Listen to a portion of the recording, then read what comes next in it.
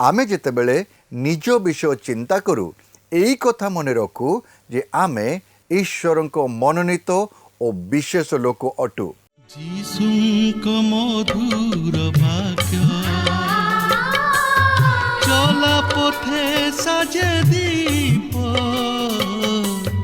आमरी चरण पाई अलिभ आलोक देई जीवनर प्रतिपादे जीवनर प्रतिपादे पढ़ाए से सत्य पथे पथ प्रदर्शिका से जे पथ प्रदर्शिका पथ प्रदर्शिका पथ प्रदर्शिका। प्रिय दर्शक बंधु नमस्कार।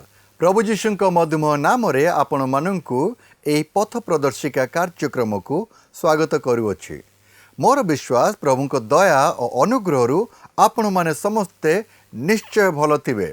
आपण नियमित आम कार्यक्रम देखुचंती, शिक्षा लाभ करूचंती और आत्मिक जीवन रे बढ़ुचंती, सेतिपाई मु समस्तंकु धन्यवाद देउछि। हेले आपणको आम कार्यक्रम किपरि लागुची पुणी आपण कौन सब शिक्षा कले ताहा जणाइले आमे अधिक खुशी हेबु। तेबे आपण आमको तले दिया जाइतिबा नंबर रे फोन करंतु और आपणको मतामत शीघ्र जणांतु। आमे गत पाठरे आलोचना करिथिलु जे लोक माने मत्स्य द्वार निकटरे एकत्रित हेले ओ एजरा जाजक सेमानंकु ईश्वरंक वाक्यरु शिक्षा देबाकु लागिले। सेमाने ईश्वरंक वाक्य शुणिला परे पवित्र वाक्य सहित निज जीवन को तुलना करबाकु लागिले। ईश्वरंकर वाक्य पवित्र किंतु सेमाने ईश्वरंक विद्रोहाचरण जीवन काटुथिबारु क्रंदन कले, अनुताप कले, कारण सेमाने ईश्वरंक वाक्य अनुଯାयी जीवन काटु नाहांती।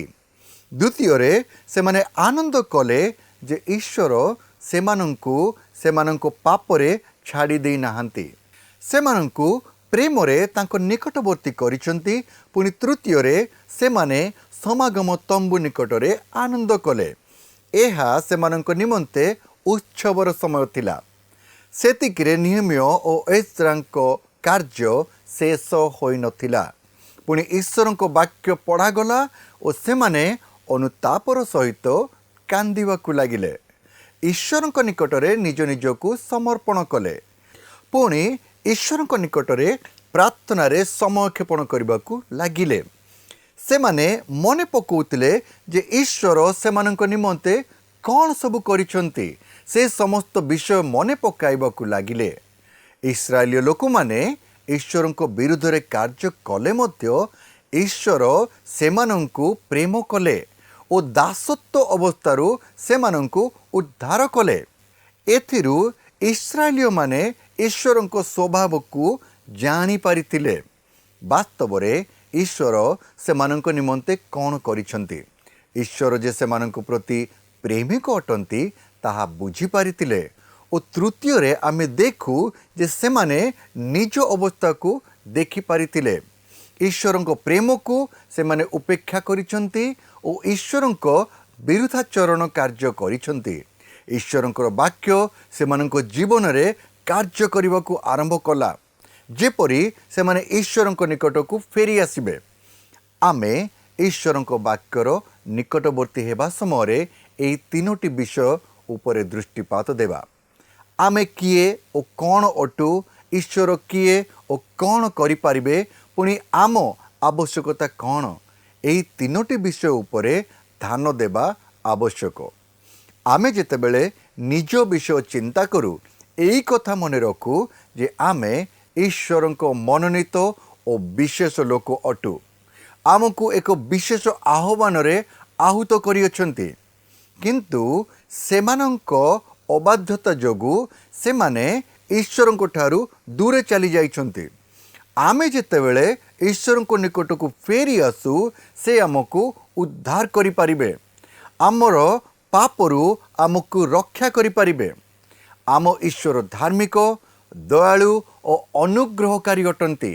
आमे जितेबेले तांको निकट को आसु से आम जीवन रे आश्चर्य कार्य करिबे। तेबे आसंतु आजिर आलोचना मध्य को जीवा पूर्वरु एक भक्तिमूलक गीत शुणिबा।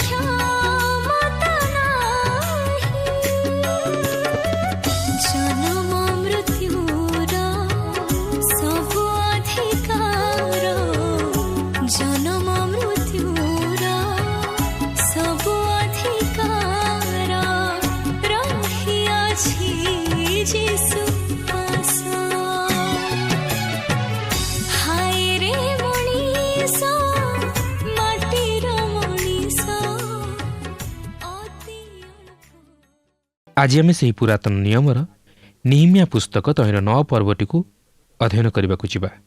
यही 9 पर्वर मुख्य प्रसंग होछि प्रार्थना और आत्मिक जागरण। आपणकर मन थी जे जेतेबेले आमे एजरा पुस्तक अध्ययन करूथुलु सेतेबेले मु कहितिली जे एपरि केतक पुस्तक अछि जोंथिरे 9 पर्वटी आत्मिक जागरणर विषय को उपस्थापित करे। आउ सही पुस्तक गुड़िक हैला एजरा पुस्तकर 9 पर्व, निहिमिया पुस्तकर 9 पर्व और दानिएल पुस्तकर 9 पर्व। यही तीनोटी जाक पुस्तकर 9 पर्व आत्मिक जागरण विषय नहीं प्रकाश करे। वास्तव में यही आत्मिक जागरण बा उद्दीपना शब्दटी विश्वासी मानक प्रति प्रयोज्य, जो माने कि आत्मिक जीवन रे सही सुप्त अवस्थारू फेरिआसी शक्तियुक्त और जागृत हुअन्ति। जदि आमे एहाको आउ टिके विस्तृत आकार रे नै चिंता करिबा ताहले एहा सही लोकमानकर आत्मिक जागरण को प्रकाश करे जो माने कि ख्रीष्टक निकट को फेरि आसंती और आत्मिक जीवन रे उद्दीपित हुअन्ति। एही पर्व रे आमे एक आत्मिक जागरणर समय को लक्ष्य करने को जीवा जहा कि ईश्वर वाक्य अध्ययन को केन्द्र करी देखा देइथिला। ए वाक्य अध्ययन संभवतः किछि दिन धरी क्रमागत चालू रहिथिला। तेबे यह केते दिन धरी चालू रहिथिला ताहा मु जाने ना। एजरा सेही जलद्वार निकट रे थिबा मंडप उपरे छिड़ा होई पाठ कले और लोकमाने सेही वाक्य शुणी क्रंदन और विलाप कले। सेमाने एथि पूर्वरु एही वाक्य शुणी नथिबारु एही वाक्य अध्ययन प्रति गभीर उत्कंठा प्रकाश कले। या सेमानक जीवन रे एक चमत्कार प्रभाव पकाइथिला और सेमाने ईश्वरक निमंते किछि करिबा पई चाहिले। सेमाने केते दूर ईश्वरक महिमारू उणा पड़ी जाइथिले ता सेमाने निजे जानि पारले। ईश्वर सेमानकु जो स्तर रे रखिथिले सेही स्तररू सेमाने केते दूर तळकु खसी जाइथिले ता सेमाने निजे जानि पारले। ईश्वरक वाक्य सेमानक जीवन रे एक गभीर रेखापात कला। एजरा पुस्तक रे मध्य आमे देखिछु जे एहा एजरांक जीवन को प्रभावित करथिला। आमे जानि रखिबा उचित जे ईश्वरक वाक्य बिना आत्मिक जागरण असंभव। तेणु आमे ईश्वरक वाक्य अध्ययन उपरे विशेष गुरुत्व देवा आवश्यक। वर्तमान आमे एही 9 पर्व रे लक्ष्य करबा को जीवा जे ईश्वर एही लोकमानक निमंते कोन कले। 9 पर्वर प्रथम 2 पद रे एहिपरि लेखा अछि, सेही मासर चतुर्विंश दिन रे इस्राएल संतानगण उपवास करी अखा पिंधि और आपणा आपणा उपरे माटी देई एकत्रित हेले। आउ इस्राएल वंश विदेशीय समस्तଙ୍କ ठाରୁ आपणाମାନଙ୍କୁ पृथक कले। पुणी ठिया होई आपणा आपणा पाप और आपणा आपणा पितृलोकଙ୍କର अपराध स्वीकार कले। देखंतु सेही वाक्य अध्ययन करिबा परे सेमाने सेमानकर पाप सबु और सेमानकर पितृलोकଙ୍କର अपराध सब स्वीकार कले। यही केवल ईश्वरक वाक्य मध्य देई ପବିତ୍ର ଆତ୍ମା ଜଣେ ଖ୍ରୀଷ୍ଟ ବିଶ୍ୱାସୀର ହୃଦୟରେ କାର୍ଯ୍ୟ ସାଧନ କରିଥାନ୍ତି। 9 ପର୍ବର 3 ପଦରେ ଲେଖା ଅଛି, ପୁଣି ସେମାନେ ସ୍ୱ ସ୍ୱ ସ୍ଥାନରେ ଠିଆ ହୋଇ ଦିନର ଚତୁର୍ଥାଂଶ ପର୍ଯ୍ୟନ୍ତ ସଦାପ୍ରଭୁ ଆପଣମାନଙ୍କ ପରମେଶ୍ୱରଙ୍କ ବ୍ୟବସ୍ଥା ପୁସ୍ତକରୁ ପାଠ କଲେ ଓ ଅନ୍ୟ ଚତୁର୍ଥାଂଶ ପର୍ଯ୍ୟନ୍ତ ସେମାନେ ପାପ ସ୍ୱୀକାର କରି ସଦାପ୍ରଭୁ ଆପଣମାନଙ୍କ ପରମେଶ୍ୱରଙ୍କୁ ପ୍ରଣାମ କଲେ। ଈଶ୍ୱରଙ୍କ ବାକ୍ୟ ସେମାନଙ୍କର ପାପପୂର୍ଣ୍ଣ ଜୀବନକୁ ପ୍ରକାଶ କରିଦେଲା। ଉପବାସ, ଅଖା ପିନ୍ଧିବା ଓ ଆପଣା ଆପଣା ଉପରେ ମାଟି ଦେବା ସେମାନଙ୍କର ବାସ୍ତବ ଅନୁତାପର ଜୀବନକୁ ପ୍ରକାଶ କରେ ଓ ଏହାପରେ ସ୍ୱୀକାରୋକ୍ତି ଓ ଉପାସନା ଅନୁସରଣ କରେ। ବାସ୍ତବରେ ପ୍ରଥମରେ ଆମମାନଙ୍କର ପାପ ନିମନ୍ତେ ଆମମାନଙ୍କୁ ଅନୁତାପ କରି ତାହା ସବୁ ସେ ଖ୍ରୀଷ୍ଟଙ୍କ କୃଷ ନିକଟରେ ସ୍ୱୀକାର କରିବାକୁ ହେବ। ଯଦି ଆପଣ ଭାବୁଛନ୍ତି ଯେ ଆପଣ ସେପରି କିଛି ପାପ କରିନାହାନ୍ତି ବୋଲି, ତାହେଲେ ଆପଣଙ୍କୁ ଈଶ୍ୱରଙ୍କ ବାକ୍ୟର ନିକଟବର୍ତ୍ତୀ ହେବାକୁ ହେବ। ତାହେଲେ ଆପଣ ନିଜର ପାପମୟ ଜୀବନକୁ ଦେଖିପାରିବେ। ଇସ୍ରାଏଲ ସନ୍ତାନଗଣ ପ୍ରଥମେ ଦିନର ଚତୁର୍ଥାଂଶ ପର୍ଯ୍ୟନ୍ତ ଈଶ୍ୱରଙ୍କ ବ୍ୟବସ୍ଥା ପୁସ୍ତକରୁ ପାଠ କଲେ ଓ ଏହାପରେ ସେମାନେ ସେହି ବାକ୍ୟ ଅନୁଯାୟୀ ସେମାନଙ୍କର ପାପ ସବୁ ସ୍ୱୀକାର କଲେ। ପ୍ରିୟ ବନ୍ଧୁ, ଆପଣ କେବେ ହେଲେ ଈଶ୍ୱରଙ୍କୁ ଆପଣଙ୍କ ସ୍ତରକୁ ଆଣିପାରିବେ ନାହିଁ କି ଆପଣ ନିଜର ଧର୍ମକର୍ମ ଦ୍ୱାରା ଈଶ୍ୱରଙ୍କ ସ୍ତରକୁ ପହଞ୍ଚି ପାରିବେ ନାହିଁ, କାରଣ ଆମେ ସମସ୍ତେ ପାପ କରିଅଛୁ ଓ ଈଶ୍ୱରଙ୍କ ମହିମାରୁ ଉଣା ପଡ଼ିଅଛୁ। କିନ୍ତୁ ଯଦି ଆମେ କହୁ ଯେ ଆମେ କୌଣସି ପାପ କରିନାହୁଁ, ତାହେଲେ ଆମେ ଈଶ୍ୱରଙ୍କୁ ମିଥ୍ୟାବାଦୀ ବୋଲି ପ୍ରମାଣିତ କରୁ। ଯଦି ଆମେ କହୁ ଯେ ଆମେ ନିଜର ଧର୍ମକର୍ମ ବଳରେ ଈଶ୍ୱରଙ୍କ ସ୍ତରକୁ ଯାଇପାରିବା, ତାହେଲେ ଆମେ କେବଳ ନିଜକୁ ପ୍ରବଞ୍ଚନା କରୁ। ସେଥିପାଇଁ ପ୍ରଥମ ଯୋହନ ପ୍ରଥମ ପର୍ବର 8 ଓ 9 ପଦରେ ଏହିପରି ଲେଖା ଅଛି, ଆମ୍ଭମାନଙ୍କର ପାପ ନାହିଁ, ଏହା ଯଦି କହୁ ତାହେଲେ ଆପଣା ଆପଣାକୁ ପ୍ରବଞ୍ଚନା କରୁ, ପୁଣି ଆମ୍ଭମାନଙ୍କଠାରେ ସତ୍ୟ ନାହିଁ। ଯଦି ଆମ୍ଭେମାନେ ଆପଣା ଆପଣା ପାପ ସ୍ୱୀକାର କରୁ, ତେବେ ସେ ଆମ୍ଭମାନଙ୍କର ପାପ କ୍ଷମା କରିବାକୁ ଓ ସମସ୍ତ ଅଧର୍ମରୁ ଆମ୍ଭମାନଙ୍କୁ ପରିଷ୍କାର କରିବାକୁ ବିଶ୍ୱସ୍ତ ଓ ନ୍ୟାୟବାନ ଅଟନ୍ତି। ଆମ୍ଭେମାନେ ପାପ କରିନାହୁଁ ଏହା ଯଦି କହୁ, ତାହେଲେ ଆମ୍ଭେମାନେ ତାହାକୁ ମିଥ୍ୟାବାଦୀ କରୁ, ପୁଣି ତାହାଙ୍କ ବାକ୍ୟ ଆମ୍ଭମାନଙ୍କଠାରେ ନାହିଁ। ପ୍ରିୟ ବନ୍ଧୁ, ଆପଣ ଯଦି ଈଶ୍ୱରଙ୍କ ବାକ୍ୟ ଅଧ୍ୟୟନ କରିବେ, ତାହେଲେ ଆପଣ ନିଜକୁ ପାପୀ ବୋଲି ଚିହ୍ନିପାରିବେ। ଯେତେବେଳେ ଆପଣ ନିଜକୁ ପାପୀ ବୋଲି ଚିହ୍ନିପାରିବେ, ସେତେବେଳେ ଆପଣ ଜଣେ ଉଦ୍ଧାରକର୍ତ୍ତାଙ୍କର ଆବଶ୍ୟକତାକୁ ଅନୁଭବ କରିପାରିବେ ଓ ନିଜର ପାପ ନିମନ୍ତେ ଅନୁତାପ କରି ତାହା ସ୍ୱୀକାର କରିବେ। ଈଶ୍ୱର ଆଜି ଆମ ପ୍ରତ୍ୟେକଙ୍କ ଜୀବନରୁ ତାହା ହିଁ ଚାହାନ୍ତି।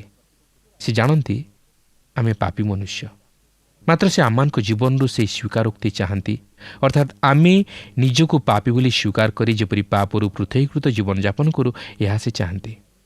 ଏହା ହେଉଛି ଏକ ବ୍ୟକ୍ତିଗତ ସମସ୍ୟା ଓ ଏହାର ସମାଧାନ ମଧ୍ୟ ବ୍ୟକ୍ତିଗତ ଭାବେ ହେବା ଆବଶ୍ୟକ। ଯେତେବେଳେ ଏହି ସମସ୍ୟାର ସମାଧାନ ହୋଇଯାଏ, ସେତେବେଳେ ଆତ୍ମିକ ଜାଗରଣ ପରିଲକ୍ଷିତ ହୁଏ। ଲକ୍ଷ୍ୟ କରନ୍ତୁ, ଏହି ଲୋକମାନେ ସେହି ଆତ୍ମିକ ଜାଗରଣର ସର୍ତ୍ତଗୁଡ଼ିକୁ ପୂରଣ କରିବା ଦ୍ୱାରା ମହାନ ଆଶୀର୍ବାଦର ଅଧିକାରୀ ହେବାକୁ ଯାଉଅଛନ୍ତି। 9 ପର୍ବର 4 ଓ 5 ପଦରେ ଏହିପରି ଲେଖା ଅଛି, ଆଉ ଜେସୁୟ ଓ ବାନି, କଦ୍ମିଏଲ, ସବନୀୟ, ବୁନି, ସେରେବିୟ, ବାନି ଓ କନାନୀ ଲେବିୟମାନଙ୍କ ପାବଛରେ ଠିଆ ହୋଇ ସଦାପ୍ରଭୁ ଆପଣମାନଙ୍କ ପରମେଶ୍ୱରଙ୍କ ନିକଟରେ ଉଚ୍ଚସ୍ୱରରେ କ୍ରନ୍ଦନ କଲେ। ଜେସୁୟ ଓ କଦ୍ମିଏଲ, ବାନି, ହସବନୀୟ, ସେରେବିୟ, ହୋଦିୟ, ସବନୀୟ ଓ ପଥାହିୟ, ଏହି ଲେବିୟମାନେ କହିଲେ, ଉଠ, ଅନାଦିକାଳରୁ ଅନନ୍ତ କାଳସ୍ଥାୟୀ ସଦାପ୍ରଭୁ ତୁମମାନଙ୍କ ପରମେଶ୍ୱରଙ୍କର ଧନ୍ୟବାଦ କର। ପୁଣି ସକଳ ଧନ୍ୟବାଦ ଓ ପ୍ରଶଂସାରୁ ଉନ୍ନତ ତୁମ୍ଭ ପ୍ରତାପାନ୍ୱିତ ନାମ ଧନ୍ୟ ହେଉ। ଦେଖନ୍ତୁ, ଈଶ୍ୱରଙ୍କ ବାକ୍ୟ ଶୁଣିବା ପରେ ସେମାନେ ନିଜର ପାପ ନିମନ୍ତେ ଅନୁତାପ କରି ତାହା ସ୍ୱୀକାର କଲେ ଓ ଏହାପରେ ସେମାନେ ଈଶ୍ୱରଙ୍କର ପ୍ରଶଂସା କରି ତାହାଙ୍କୁ ମହିମାନ୍ୱିତ କଲେ। ଏହା ହିଁ ଆଜି ଆମମାନେ କରିବା ଉଚିତ। ଆମେ ନିଜ ନିଜର ସେବା କାର୍ଯ୍ୟ ଦ୍ୱାରା ଈଶ୍ୱରଙ୍କୁ କେତେ ମହିମାନ୍ୱିତ ଓ ପ୍ରଶଂସିତ କରିବା ଉଚିତ। ବାସ୍ତବରେ ଆମେ ଯେତେବେଳେ ଈଶ୍ୱରଙ୍କର ପ୍ରଶଂସା କରି ତାହାଙ୍କୁ ମହିମାନ୍ୱିତ କରୁ, ସେତେବେଳେ ଏହା ଆମମାନଙ୍କ ଜୀବନରେ ଏକ ଆତ୍ମିକ ଜାଗରଣ ଆଣିଦେଇଥାଏ। କେବଳ ଆମର ବ୍ୟକ୍ତିଗତ ଜୀବନରେ ନୁହେଁ, ଏଥିସହିତ ଆମମାନଙ୍କର ପାରିବାରିକ ଓ ମାଣ୍ଡଳିକ ଜୀବନରେ ମଧ୍ୟ ଏକ ଆତ୍ମିକ ଜାଗରଣ ଆଣିଦେଇଥାଏ। 9 ପର୍ବର 6 ପଦରେ ଲେଖା ଅଛି, କେବଳ ତୁମ୍ଭେ ହିଁ ସଦାପ୍ରଭୁ ଅଟ, ତୁମ୍ଭେ ସ୍ୱର୍ଗର ସ୍ୱର୍ଗ ଓ ତହିଁର ସମଗ୍ର ବାହିନୀ, ପୃଥିବୀ ଓ ତନ୍ମଧ୍ୟସ୍ଥ ସମସ୍ତ ବସ୍ତୁ, ସମୁଦ୍ର ଓ ତନ୍ମଧ୍ୟସ୍ଥ ସକଳ ବସ୍ତୁ ନିର୍ମାଣ କରିଅଛ ଓ ତୁମ୍ଭେ ସେସବୁର ସ୍ଥିତି କରୁଅଛ ଓ ସ୍ୱର୍ଗୀୟ ବାହିନୀ ତୁମକୁ ପ୍ରଣାମ କରନ୍ତି। ଆପଣ କେବେ ସମୁଦ୍ର କୂଳରେ ଛିଡ଼ା ହୋଇ ସମୁଦ୍ରର ସେହି ଉତ୍ତାଳ ତଥା ବିକ୍ଷୁବ୍ଧ ତରଙ୍ଗକୁ ଲକ୍ଷ୍ୟ କରିଛନ୍ତି? କ'ଣ ସେହିସବୁ ଦେଖିବା ଦ୍ୱାରା ଆପଣଙ୍କର ମସ୍ତକ ଈଶ୍ୱରଙ୍କ ନିକଟରେ ଆପେ ଆପେ ନଇଯାଏ ନାହିଁ କି? ଆପଣଙ୍କ ହୃଦୟର ନିଭୃତ କୋଣରୁ କ'ଣ ସେହି ପ୍ରଶଂସା ଉଛୁଳି ଉଠେ ନାହିଁ କି?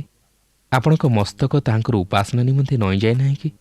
ଆପଣ ଯେତେବେଳେ ନିବିଡ଼ ଅରଣ୍ୟର ଓ ପର୍ବତମାଳାର ସେହି ପ୍ରାକୃତିକ ସୌନ୍ଦର୍ଯ୍ୟକୁ ଅବଲୋକନ କରନ୍ତି, ସେତେବେଳେ ଆପଣଙ୍କ ହୃଦୟ କ'ଣ ସେହିସବୁ ପ୍ରାକୃତିକ ସୌନ୍ଦର୍ଯ୍ୟକୁ ଦେଖି ଈଶ୍ୱରଙ୍କର ଧନ୍ୟବାଦ ପ୍ରଶଂସାରେ ପୂରିଯାଏ ନାହିଁ କି? ବାସ୍ତବରେ ଯେତେବେଳେ ଆମେ ଏହି ବୈଚିତ୍ର୍ୟମୟ ସୃଷ୍ଟିକୁ ଅବଲୋକନ କରୁ, ସେତେବେଳେ ଆମେ ଈଶ୍ୱରଙ୍କୁ ଗୌରବ ନ ଦେଇ ବା ତାହାଙ୍କର ପ୍ରଶଂସା ନ କରି ରହି ନପାରୁ, ଯେହେତୁ ସେ ହେଉଛନ୍ତି ଏହି ସୃଷ୍ଟିର ସ୍ରଷ୍ଟା, ସମଗ୍ର ବିଶ୍ୱର ରଚୟିତା ଓ ସମସ୍ତ କିଛି ତାହାଙ୍କ ଦ୍ୱାରା ସୃଷ୍ଟ ଓ ତାହାଙ୍କର ଅଧୀନ। ତେଣୁ ଆମେ ଏହି ସମସ୍ତ ନିମନ୍ତେ ଈଶ୍ୱରଙ୍କୁ ଗୌରବ ଦେଇ ତାହାଙ୍କର ପ୍ରଶଂସା କରିବା ଉଚିତ। 9 ପର୍ବର 7-10 ପଦ ମଧ୍ୟରେ ଏହିପରି ଲେଖା ଅଛି, ତୁମ୍ଭେ ହିଁ ସଦାପ୍ରଭୁ ପରମେଶ୍ୱର ଅଟ, ତୁମ୍ଭେ ଅବ୍ରାମକୁ ମନୋନୀତ କଲ ଓ କଲ୍ଦୀୟମାନଙ୍କ ଉର ଦେଶରୁ ତାହାକୁ ବାହାର କରି ଆଣି ଅବ୍ରାହମ ନାମ ଦେଲ। ତୁମ୍ଭେ ଆପଣା ସାକ୍ଷାତରେ ତାହାର ଅନ୍ତଃକରଣ ବିଶ୍ୱସ୍ତ ଦେଖିଲ। ପୁଣି କିଣାନୀୟ, ହିତୀୟ, ଇମୋରୀୟ ଓ ପରିସୀୟ ଓ ଜିବୁସୀୟ ଓ ଗିର୍ଗାସୀୟ ଲୋକମାନଙ୍କ ଦେଶ ଦେବାକୁ ଅର୍ଥାତ୍ ତାହାର ବଂଶକୁ ଦେବା ପାଇଁ ତାହା ସଙ୍ଗେ ନିୟମ କଲ। ପୁଣି ଆପଣା ବାକ୍ୟ ସଫଳ କରିଅଛ, କାରଣ ତୁମ୍ଭେ ଧର୍ମମୟ। ଅନନ୍ତର ତୁମ୍ଭେ ମିଶ୍ର ଦେଶରେ ଆମ୍ଭ ପିତୃପୁରୁଷଗଣର କ୍ଲେଶ ଦେଖିଲ ଓ ସୁଫସାଗର ନିକଟରେ ସେମାନଙ୍କର କ୍ରନ୍ଦନ ଶୁଣିଲ। ପୁଣି ଫାରୋ ଓ ତାହାର ସମସ୍ତ ଦାସ ଓ ତାହାର ଦେଶସ୍ଥ ସମୁଦାୟ ଲୋକଙ୍କ ପ୍ରତି ନାନା ଚିହ୍ନ ଓ ଆଶ୍ଚର୍ଯ୍ୟକର୍ମ ପ୍ରକାଶ କଲ, କାରଣ ମିଶ୍ରୀୟମାନେ ସେମାନଙ୍କ ବିରୁଦ୍ଧରେ ଗର୍ବାଚରଣ କରିବାର ତୁମ୍ଭେ ଜାଣିଲ। ଏଣୁ ତୁମ୍ଭେ ଆଜିର ନ୍ୟାୟ ଆପଣା ନାମ ପ୍ରସିଦ୍ଧ କରିଅଛ। ଈଶ୍ୱର ଅତୀତରେ ସେମାନଙ୍କର ପୂର୍ବପୁରୁଷମାନଙ୍କୁ ଯେଉଁପରି ଭାବେ କଢ଼ାଇ ଆଣିଥିଲେ, ସେହିସବୁକୁ ସ୍ମରଣ କରି ସେମାନେ ଈଶ୍ୱରଙ୍କର ପ୍ରଶଂସା କଲେ। ସେମାନେ ଅବ୍ରାହମଙ୍କ ବିଷୟ ନେଇ ଓ ଈଶ୍ୱର ତାହାଙ୍କୁ କିପରି ସେହି କିଣାନ ଦେଶରେ ସୁରକ୍ଷା ପ୍ରଦାନ କଲେ, ସେହି ବିଷୟ ନେଇ ଈଶ୍ୱରଙ୍କୁ ମହିମାନ୍ୱିତ କଲେ। ଈଶ୍ୱର ସେମାନଙ୍କର ଇସ୍ରାଏଲ ଜାତିକୁ କି ପ୍ରକାର ସେହି ମିଶ୍ର ଦେଶରୁ କଢ଼ାଇ ଆଣି ପ୍ରାନ୍ତରରେ ବିଭିନ୍ନ ଆଶ୍ଚର୍ଯ୍ୟ କର୍ମର ମଧ୍ୟ ଦେଇ ସେମାନଙ୍କୁ କିଣାନ ଦେଶକୁ କଢ଼ାଇ ଆଣିଲେ ଓ ସେମାନଙ୍କୁ ସୁରକ୍ଷା ପ୍ରଦାନ କଲେ, ସେହିସବୁ ବିଷୟକୁ ସ୍ମରଣ କରି ସେମାନେ ଈଶ୍ୱରଙ୍କର ପ୍ରଶଂସା କଲେ। ଆପଣ ଏହି ଦେଶରେ ବାସ କରିବା ନିମନ୍ତେ ଯେ ସୁଯୋଗ ପାଇଛନ୍ତି, ଏଥିନିମନ୍ତେ କ'ଣ କେବେ ଈଶ୍ୱରଙ୍କୁ ଧନ୍ୟବାଦ ଦେଇଛନ୍ତି? ଈଶ୍ୱର ଯେ ଏପର୍ଯ୍ୟନ୍ତ ଆପଣଙ୍କୁ ବାସବସ୍ତ୍ର ଦେଇ ଜୀବିତମାନଙ୍କ ମଧ୍ୟରେ ନାମସ୍ଥାନ ଦେଇଅଛନ୍ତି, ଏଥିନିମନ୍ତେ କ'ଣ କେବେ ଈଶ୍ୱରଙ୍କୁ ଧନ୍ୟବାଦ ଦେଇଛନ୍ତି? ବାସ୍ତବରେ ଆମେ ପ୍ରତି ଅବସ୍ଥାରେ ଈଶ୍ୱରଙ୍କ ନିକଟରେ ଧନ୍ୟବାଦୀ ହେବା ଉଚିତ ଓ ତାହାଙ୍କର ପ୍ରଶଂସା କରିବା ଉଚିତ, କାରଣ ଏହା ମନୁଷ୍ୟର ଈଶ୍ୱରଙ୍କ ପ୍ରତି ପ୍ରଧାନ କର୍ତ୍ତବ୍ୟ। ସେମାନେ ଅର୍ଥାତ୍ ସେ ଇସ୍ରାଏଲୀୟମାନେ ଜାଣିପାରିଲେ ଯେ ଈଶ୍ୱର କେବଳ ସେମାନଙ୍କର ସୃଷ୍ଟିକର୍ତ୍ତା ନୁହନ୍ତି, ସେ ମଧ୍ୟ ସେମାନଙ୍କର ଉଦ୍ଧାରକର୍ତ୍ତା, ଯାହାକି ସେମାନଙ୍କର ପିତୃପୁରୁଷଙ୍କ ମଧ୍ୟ ଦେଇ ସେମାନଙ୍କ ନିକଟକୁ ଆସିଅଛି, ଯେତେବେଳେ କି ଈଶ୍ୱର ସେମାନଙ୍କର ଲୋକମାନଙ୍କୁ ସେହି ମିଶ୍ରର ଦାସତ୍ୱ ବନ୍ଧନରୁ ମୁକୁଳାଇ ଆଣିଥିଲେ। ଏହି ଦୁଇଟି ବିଷୟ ନେଇ ଆମେ ଈଶ୍ୱରଙ୍କୁ ଧନ୍ୟବାଦ ଦେବା ଉଚିତ। ପ୍ରଥମତଃ ସେ ହେଉଛନ୍ତି ସମଗ୍ର ବିଶ୍ୱର ସୃଷ୍ଟିକର୍ତ୍ତା, ଏହି ସୃଷ୍ଟି ତାହାଙ୍କର ଓ ଆମେ ଏଥି ନିମନ୍ତେ ତାହାଙ୍କର ଧନ୍ୟବାଦ କରିବା ଉଚିତ। ଦ୍ୱିତୀୟରେ ସେ ହେଉଛନ୍ତି ଆମମାନଙ୍କର ଉଦ୍ଧାରକର୍ତ୍ତା ଓ ଏଥି ନିମନ୍ତେ ଆମେ ତାହାଙ୍କର ଧନ୍ୟବାଦ କରିବା ଉଚିତ। ଆଚ୍ଛା, ଆପଣ କେବେ ତାହାଙ୍କୁ କହିଛନ୍ତି ଯେ ଆପଣ ତାହାଙ୍କୁ ପ୍ରେମ କରନ୍ତି ବୋଲି? ଆପଣ କେବେ ତାହାଙ୍କର ପ୍ରଶଂସା କରିଛନ୍ତି? ଆପଣ କେବେ ତାହାଙ୍କୁ ଏହି ସୃଷ୍ଟିର ସ୍ରଷ୍ଟା ଭାବେ ଗୌରବ ଦେଇଛନ୍ତି? ନା ଏହି ସୃଷ୍ଟିର ସୃଷ୍ଟ ବସ୍ତୁ ସହିତ ଆପଣ ତାହାଙ୍କୁ ତୁଳନା କରିଛନ୍ତି?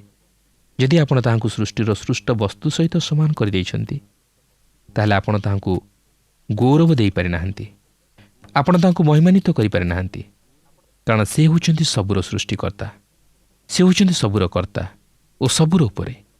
ତାହାଙ୍କୁ କେବେ ହେଲେ ଏହି ସୃଷ୍ଟି ସହିତ ତୁଳନା କରାଯାଇ ନପାରେ, ଯେହେତୁ ସେ ଏହାର ସୃଷ୍ଟିକର୍ତ୍ତା। କୁମ୍ଭକାରର ହସ୍ତରେ ନିର୍ମିତ ମାଟି ପାତ୍ର କେବେ ହେଲେ କୁମ୍ଭକାରଠାରୁ ବଡ଼ ହୋଇ ନପାରେ। ତେଣୁ ଆମେ ଈଶ୍ୱରଙ୍କ ସ୍ଥାନରେ ରଖି ତାହାଙ୍କର ଧନ୍ୟବାଦ ଓ ପ୍ରଶଂସା କରିବା ଉଚିତ, କାରଣ ସେ ଆପଣଙ୍କୁ ମୋତେ ପ୍ରତିପାଳନ କରନ୍ତି ଓ ଆମମାନଙ୍କର ସମସ୍ତ ଆବଶ୍ୟକତା ପୂରଣ କରନ୍ତି।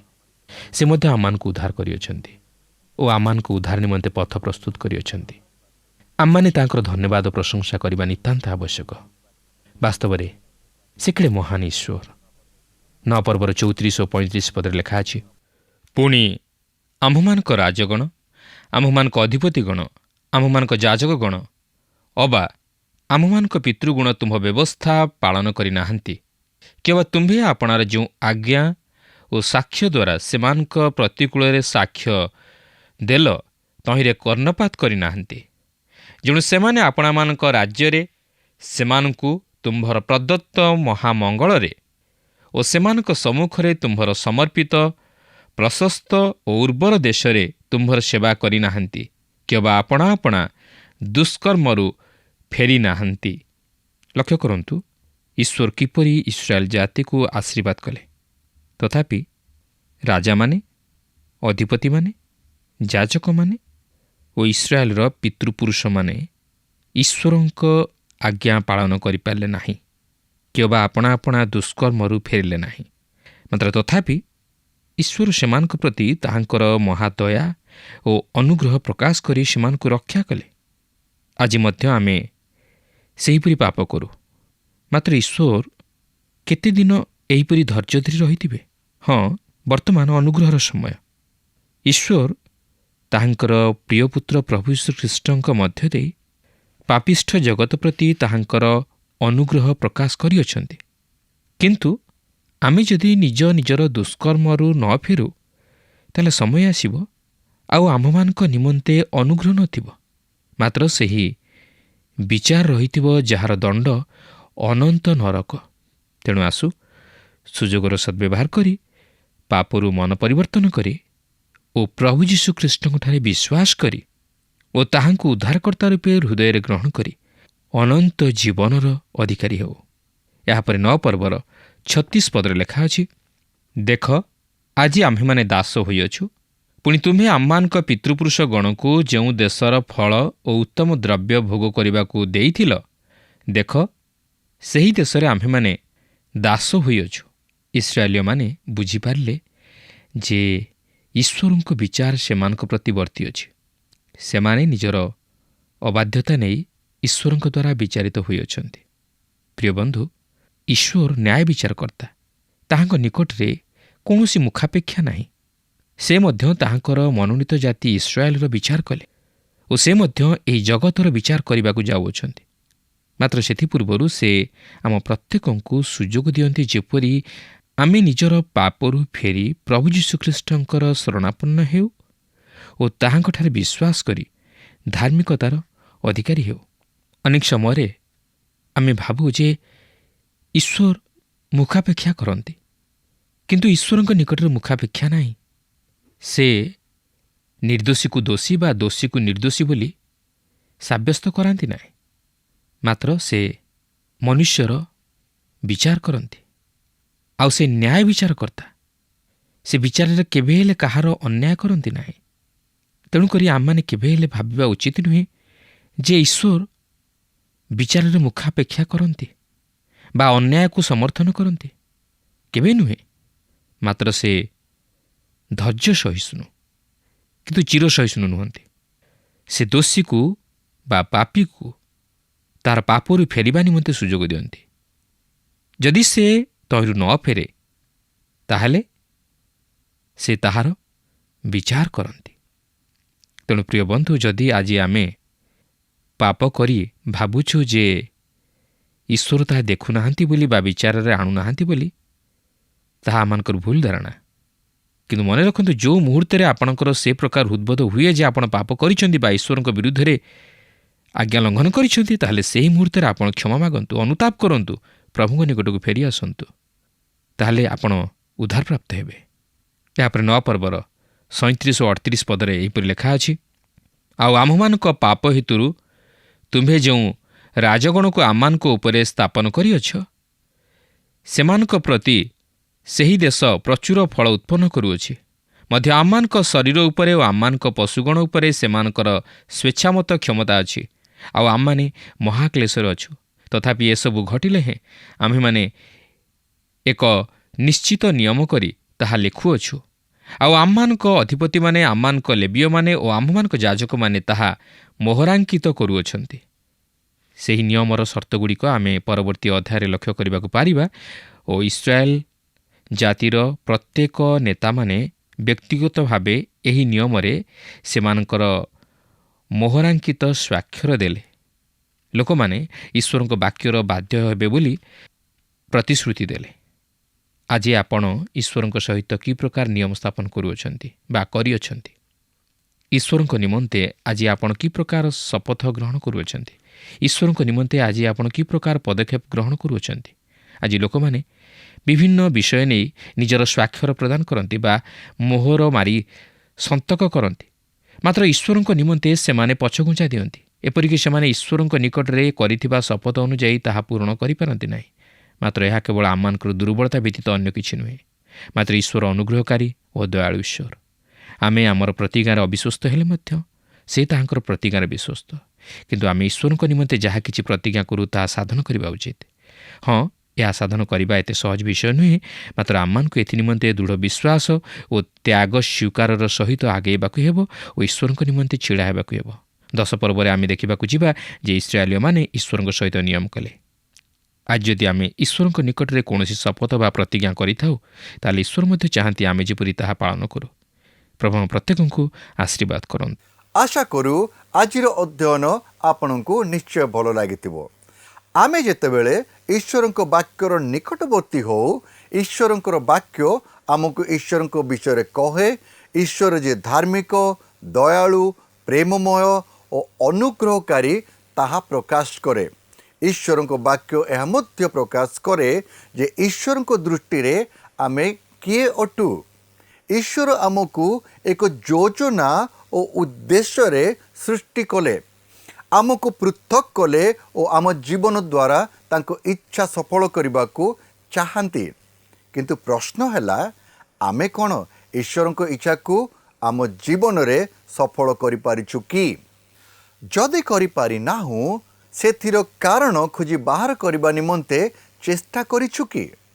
ଆମେ ଈଶ୍ୱରଙ୍କ ଇଚ୍ଛା ସାଧନା ନ କରିବାର ମୁଖ୍ୟ କାରଣ ହେଲା ଆମେ ସ୍ୱେଚ୍ଛାଚାରିତାର ଜୀବନ, ଆମ ଈଶ୍ୱରଙ୍କ ଇଚ୍ଛା ଅନୁଯାୟୀ ଜୀବନ କାଟିବା ପରିବର୍ତ୍ତେ ନିଜ ଇଚ୍ଛାରେ ଜୀବନ କାଟିଛୁ। ସେଥିପାଇଁ ଈଶ୍ୱରଙ୍କ ଅନୁଗ୍ରହକୁ ଆମେ ଆମ ଜୀବନରେ ବୁଝିପାରୁନାହୁଁ। ସେଦିନ ଇସ୍ରାଏଲୀୟମାନେ ଯେତେବେଳେ ଈଶ୍ୱରଙ୍କର ବାକ୍ୟ ଶୁଣିଲେ, ସେମାନେ ନିଜ ଅବସ୍ଥା ବିଷୟ ଜାଣିପାରିଲେ ଓ କ'ଣ କରିବାକୁ ହେବ ତାହା ବୁଝିପାରିଥିଲେ। ପ୍ରଭୁ ଆମ ସମସ୍ତଙ୍କୁ ସେହି ହୃଦୟ ପ୍ରଦାନ କରନ୍ତୁ। ତେବେ ଆସନ୍ତୁ ପ୍ରାର୍ଥନାରେ ପ୍ରଭୁଙ୍କ ନିକଟବର୍ତ୍ତୀ ହଉ। ହେ ଦୟାଳୁ ମଙ୍ଗଳମୟ ଈଶ୍ୱର, ତୁମରି ଗୌରବ, ତୁମରି ପ୍ରଶଂସା କରୁ ଯେ କିଭଳି ଭାବରେ ପ୍ରଭୁ ତୁମେ ଆମ ପ୍ରତ୍ୟେକଙ୍କୁ ବ୍ୟବହାର କରିବାକୁ ଚାହଁ।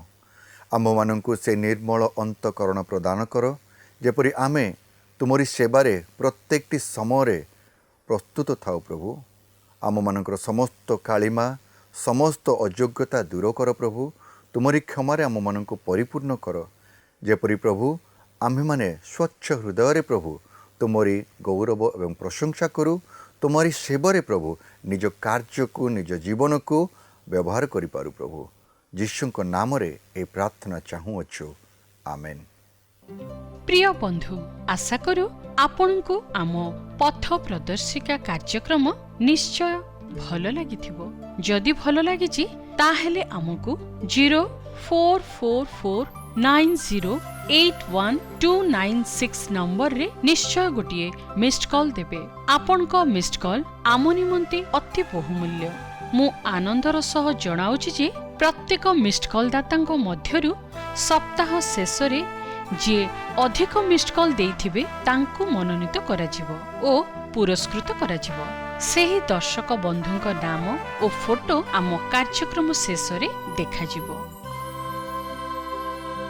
ଗତ ସପ୍ତାହର ବିଜୟ ଦର୍ଶକ ବନ୍ଧୁ ହେଲେ ଢେଙ୍କାନାଳରୁ ସାଲୁ ନାୟକ ଓ ଜାନକୀ ନାୟକ।